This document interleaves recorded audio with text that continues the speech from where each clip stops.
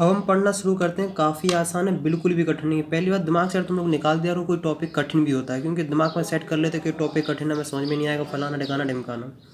सबसे पहले थ्योरम देख लो कि थ्योरम में क्या लिखा है। Movement of inertia of a body about any axis is equal to its movement of inertia about a parallel axis through its centre of masses plus the product of the masses of the body and the square of the perpendicular distance between two parallel axes। ज़्यादा परेशान नहीं होना, मैं बता दूँ इसका मतलब क्या है। थ्योरम ये तो लाइन इसलिए होती है तो स्कूल में लिखा है, मैं मतलब क्या समझाता हूँ। इस थ्योरम में कहा गया है कि जैसे मान लो कोई बॉडी है, ये बॉडी है, ये सिंपल सी क्या है, एक बॉडी है। हमने कहा चलो कोई बात नहीं है, बॉडी है मान लिया है। तो अगर मान के चलते हैं कि तुम्हें क्या निकालना, कोई भी जनरल पॉइंट पर मूवमेंट ऑफ इनर्शिया निकालना है। ये थ्योरम काफ़ी इंपॉर्टेंट है, क्योंकि ये थ्योरम कहाँ यूज़ होती है, कहीं कोई भी जनरल पॉइंट पर मूवमेंट ऑफ इनर्शिया निकालने के लिए। तो हमने कहा कि हमें इस पॉइंट पे मूवमेंट ऑफ इनर्शिया की वैल्यू निकालनी है। अच्छी बात है। इसके लिए एक रिक्वायरमेंट होनी चाहिए, वो तुम्हें होनी चाहिए कि तुम्हें movement of inertia about centre of मास पता होना चाहिए। क्या होना चाहिए? Movement of inertia about centre of मास। जैसे मान लो सेंटर ऑफ मास ये है इसका, क्या है सेंटर ऑफ मास, ये सेंटर ऑफ मास है। ये वाली एक्सिस सेंटर ऑफ मास से पासेस हो रही है, और इस एक्सिस के अबाउट ये बॉडी क्या रोटेट कर रही है। हमने कहा कोई दिक्कत नहीं, कोई समस्या नहीं। यहाँ से लेके यहाँ तक की दूरी क्या है, डी। तो पता है ये जो मान लो इसे मूवमेंट ऑफ इनर्शिया है, जो आई इक्वल टू पता किसका होता है, movement of inertia about centre of mass plus M D square के बराबर। यही लिखा है उस लाइन में, और कुछ नहीं लिखा है। डी पता है क्या है, distance between two parallel axis. ये दोनों आपस में पैरेलल होनी चाहिए, कंडीशन ये भी है। एक कंडीशन, पहली कंडीशन के both line parallel both line. दूसरी कंडीशन है कि ये पासिस थ्रू सेंटर ऑफ मास, तब जाके हम कोई जनरल पॉइंट निकालेंगे। चलो हम क्या करते हैं, इसका क्या कर लेते हैं, प्रूफ कर लेते हैं। क्या कर लेते हैं, हमने कहा इसका प्रूफ करना स्टार्ट करते हैं। तो चलो हम लोग अब शुरू करते हैं। देखो हमने क्या मान लिया, जनरल कोई पार्टिकल्स एक पी पॉइंट पे मान लिया है, जिसका मास m है। जिसका मास m है, देखो दोबारा समझते हैं। जैसे ये मान लो ये बॉडी है, इसका सेंटर ऑफ मास ये रहा, ये पॉइंट कौन सा है, सेंटर ऑफ मास। यहाँ एक कोई जनरल पॉइंट पार्टिकल्स जिसका मास m है, और p पॉइंट पे है, p पॉइंट पे कोई m मास का पार्टिकल्स है। हमें सेंटर ऑफ मास क्या निकालना, इस पॉइंट हमें क्या निकालना है, मूवमेंट ऑफ इनर्शिया इस एक्सिस के अबाउट। हमें क्या निकालना है, movement of inertia of P particles about, इसका नाम रख दो पी क्यू एक्सिस। क्या निकालना, हम इस पार्टिकल्स का मूवमेंट ऑफ इनर्शिया निकालना कहाँ से, इस एक्सिस के अबाउट। यहाँ तक कोई दिक्कत नहीं। ये जो लाइन पास हो रही है, ये जो है, ये मूवमेंट ऑफ इनर्शिया है, कौन सी है, जो सेंटर ऑफ मास से पास हो रही है। इसका नाम रख दो आर एस। तुमने कहा अच्छी बात है। क्लियर हो गई कि नहीं बात। हम क्या जानते हैं कि कोई भी पार्टिकल्स का मूवमेंट ऑफ इनर्शिया कैसे निकाला जाता है। तुम कहोगे उसका मास और एक एक्सिस से आखिरकार कितनी दूरी है। जैसे मान लो इसको दूरी रख दिया हमने, मेरा ही नाम रख देते हैं के, कृष्णा से। तो इसका मूवमेंट ऑफ इनर्शिया, इस पार्टिकल्स का movement of inertia about this axis पता क्या होगा, m² अगर हम सेम टू सेम बात करें इस पार्टिकल्स के लिए, तो यहाँ से लेके यहाँ तक की दूरी हमने क्या मान ली है, यहाँ से लेके यहाँ तक की दूरी मान ली है हमने y। समझे कि नहीं। यहाँ से लेके यहाँ तक की दूरी हमने पता क्या मानी है, वो मानी है x, और इन दोनों के बीच की दूरी को माना हमने d। तो movement of inertia of this particles about this axis, कौन सी वाली, इस this movement of inertia of this particles मतलब इस पार्टिकल्स का मूवमेंट ऑफ इनर्शिया इस एक्सिस के अबाउट पता कितना होगा, I equal to M Y square. तुम जानते हो कि वाई इक्वल टू क्या होता है, डी प्लस एक्स। क्या होता है, डी प्लस एक्स। तो आई इक्वल टू क्या हो जाएगा, एम डी प्लस एक्स का होल स्क्वायर। क्या होता है, डी प्लस एक्स का होल स्क्वायर। ये तो रहा किसके लिए,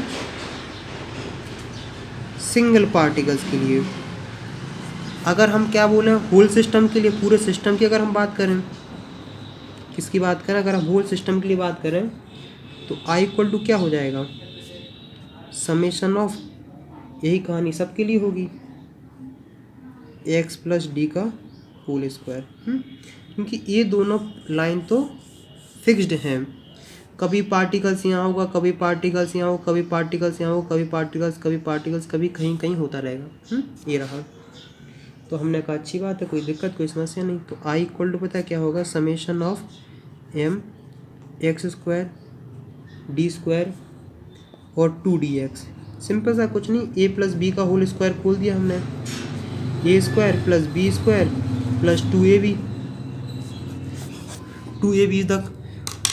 सिंपल से तुम्हें समझ में आ गया होगा। देखो सिंपल सा मल्टीप्लिकेशन करोगे, M X square plus M D square M 2dx। ये देखो 2dx ये नहीं है कि dx वाला डिफरेंशिएशन वाला नहीं है, इसे तुम पता है एक्स डी भी लिख लो, कोई दिक्कत नहीं है, कोई समस्या नहीं है। देखो जो ए वाला है, देखो ये जो है वो मूवमेंट ऑफ इनर्शिया अबाउट कौन से एक्सिस के अबाउट है, सेंटर ऑफ मास से जो पास हो रहा पॉइंट। तो इसे तो लिख लेंगे हम ICM। ये जो है ये, इसको सेम टू सेम ऐसे ही लिखे रहने दो।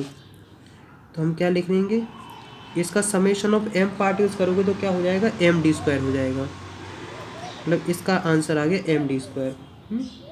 कोई दिक्कत कोई समस्या मेरे हिसाब से तो नहीं होनी चाहिए। और अब तुम्हारे दिमाग में सबसे ज़्यादा परेशान करता है वो ए वाला पॉइंट, कि आखिरकार एम एक्स डी, और ये देखो सुनो ऐसे लिखते हैं, मैं सोच रहा थोड़ा आसान बना दूँ, एम 2x डी, इसकी क्वांटिटी हो जाती है 0। मैं बताऊँगा आखिरकार 0 कैसे होती है। देखो इसको मैं यहाँ लिखता हूँ, 2 तो मैं बाहर निकाल लेता हूँ, 2mx डी। इतनी सी बात हो गई क्लियर। डी में बाहर 2d समय, क्योंकि देखो ये तो कांस्टेंट है ना, इसमें कोई दिक्कत नहीं आने वाली है, 2v कांस्टेंट है, mx। अब दिक्कत आ रही है यहाँ इस पार्ट, ये वाला जो पार्ट है ना क्या हो जाएगा, ये वाला पार्ट हो जाएगा क्या 0। तुम कहोगे आखिरकार 0 क्यों हो जाएगा, दिमाग में क्वेश्चन सबसे पहले आना चाहिए कि आखिरकार 0 क्यों हो जाएगा। तो ये वाला क्वेश्चन मैं तुम पे छोड़ता हूँ कि ये वाला पार्ट 0 क्यों हो जाएगा। तो इसका क्वेश्चन मुझे कमेंट्स में लिख के बताइए, क्योंकि हर चीज़ मुझे तब मज़ा आता है जब बच्चे भी इसका रिस्पॉन्स दें, जब बच्चों को भी दिमाग लगे कुछ सर्च करें काम करें। तो आखिरकार मैंने बता दिया आई इक्वल टू क्या होगा, ICM प्लस MD स्क्वायर। मैं इस क्वेश्चन का वेट करूँगा, मैं इस क्वेश्चन का वेट करूँगा, देखता हूँ कौन इसका सबसे पहले आंसर देता है। अगर नहीं आंसर दोगे तो नेक्स्ट वीडियो में मैं इसकी कवर करूँगा। अगर किसी को भी आंसर ना मिले तो मैं इसका आंसर नेक्स्ट वीडियो में बताऊँगा, लेकिन ये वाला क्वेश्चन मैं तुम्हारे ऊपर छोड़ता हूँ। तो इतनी सिंपल सी हमने बात प्रूफ कर दी कि नहीं। एक हम छोटा सा क्वेश्चन करके देखते हैं, तब ज़्यादा बात क्लियर होगी। हमने क्या कहा, कोई बॉडी है, उसका मूवमेंट ऑफ इनर्शिया, इसका मूवमेंट ऑफ इनर्शिया ये CM से पास होती है, ये कोई जनरल है, तो इसका मूवमेंट ऑफ इनर्शिया होता है ICM plus MD square. D इन दोनों के बीच की डिस्टेंस है। चलो मैं एक क्वेश्चन कराता हूँ, रिंग पे ही आ जाते हैं हम दोबारा। क्या आ जाते हैं, रिंग पे आ जाते हैं दोबारा। जैसे मान लो तुम्हारे पास ये रिंग है, क्या है, तुमने कहा ये तुम्हारे पास ये रिंग है।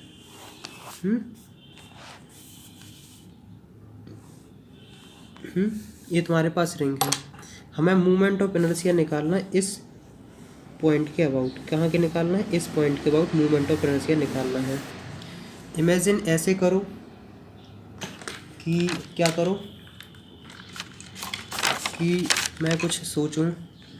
इमेजिन ऐसे करो कि ये कोई रिंग है, इस पॉइंट के अबाउट पता है ऐसे रोटेट हो रही है। कैसे हो रही है, ऐसे रोटेट हो रही है। क्या हो रही है, ऐसे रोटेट हो रही है। जैसे कभी तुमने ऐसे कोई चीज़ छल्ला लेके गोल गोल नहीं घुमाते, ऐसे ऐसे उसी जैसे रोटेट हो रही है। तो हमें निकालना है कि बताओ कि इसके अबाउट मूवमेंट ऑफ इनर्शिया क्या होगा। तो सिंपल सा क्वेश्चन है कि सबसे पहले हमें इसका movement of inertia about centre of मास पता होना चाहिए। हम सब जानते हैं कि जो रिंग होती है उसका सेंटर ऑफ मास सेंटर से ही पास होता है, जहाँ ICM की वैल्यू क्या होती है, mr²। इन दोनों के एक्सिस के बीच की जो डिस्टेंस होती है वो r होती है। तो यहाँ जो इसका जो मूवमेंट ऑफ इनर्शिया है अबाउट दिस एक्सिस, मान लो इसका नाम रख लेते हैं हम by Y dash. Movement of inertia of this ring about by Y dash is equal to ICM plus md²। ICM की वैल्यू कितनी है, mr²। इसकी डिस्टेंस ये कितनी है, mr²। तो कितना हो जाएगा 2mr²। इसका मतलब है कि जब इस पॉइंट पे इस पॉइंट पे अगर कोई की रोटेट करी जाए तो उसका मूवमेंट ऑफ इनर्शिया हो जाता है कितना, 2mr²। ये सिंपल सा एक क्वेश्चन है। एक क्वेश्चन और करते हैं। जैसे मान लो कोई यूनिफॉर्म रॉड है, हम पता करना चाहते हैं कि इसका मूवमेंट ऑफ इनर्शिया क्या है इस पॉइंट के अबाउट। मतलब अगर कोई रॉड है, जैसे मान लो ऐसे रोटेट हो रही है, ऐसे ऐसे, मतलब ये एंड से रोटेट हो रही है, तो इस पे हम पता करना है। तो मान लो इसका RQ है, movement of inertia about RQ axis निकालना है। तो क्या होता है, ICM plus md²। d is the distance between axis of rotation and centre of mass. Centre of मास और एक्सिस ऑफ रोटेशन के बीच की दूरी को हम d बोलते हैं, वही ये d है। हमने सेंटर ऑफ मास इसका देखा कि सेंटर ऑफ मास यहाँ होता है, ये होता है सेंटर ऑफ मास किसके, अगर ये मान लो L लेंथ की है ये रॉड, क्या होती, L लेंथ की अगर रॉड है तो इसका सेंटर ऑफ मास इसके हाफ में आता है। तो हमने देखा कि आखिरकार हाफ में आता, यहाँ से लेके यहाँ तक की दूरी कितनी हो गई है, तुम कहोगे L/2। तो movement of inertia about RQ axis is equal to centre के अबाउट मूवमेंट ऑफ इनर्शिया क्या होता है यूनिफॉर्म रॉड का, तुम कहोगे mL²/12। हम कहेंगे mL/2 क्योंकि इन दोनों के बीच की डिस्टेंस L/2 है स्क्वायर। तो mL²/12 प्लस mL²/4, इन दोनों को तुम सॉल्व करोगे तो क्या हो जाएगा, mL² प्लस 3mL²/12 तो हो जाएगा 4mL²/12। तो आंसर जो तुम्हें देखने को मिलेगा वो मिलेगा mL²/3। इसका मतलब ये है कि movement of inertia about this axis, इस एक्सिस के अबाउट जो मूवमेंट ऑफ इनर्शिया होता है इस सिस्टम का, इस रॉड का, वो होता है mL²/3। तो एक बात हमें समझ में आया है कि मूवमेंट ऑफ इनर्शिया सबसे कम सेंटर ऑफ मास पे होता है। मूवमेंट ऑफ इनर्शिया सबसे कम सेंटर ऑफ मास पे होता है। इस बात को हमेशा याद रखना।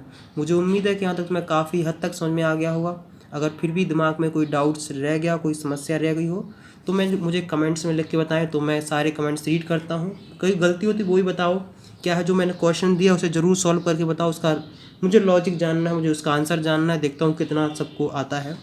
तो चलो हम लोग अब नेक्स्ट वीडियो में मिलते हैं, तब तक यहीं तक वीडियो है। कम से कम 3 फ्रेंड के साथ शेयर करिए और पढ़ते रहिए, मुस्कुराते रहिए। डाउट्स हैं तो पूछते रहिए।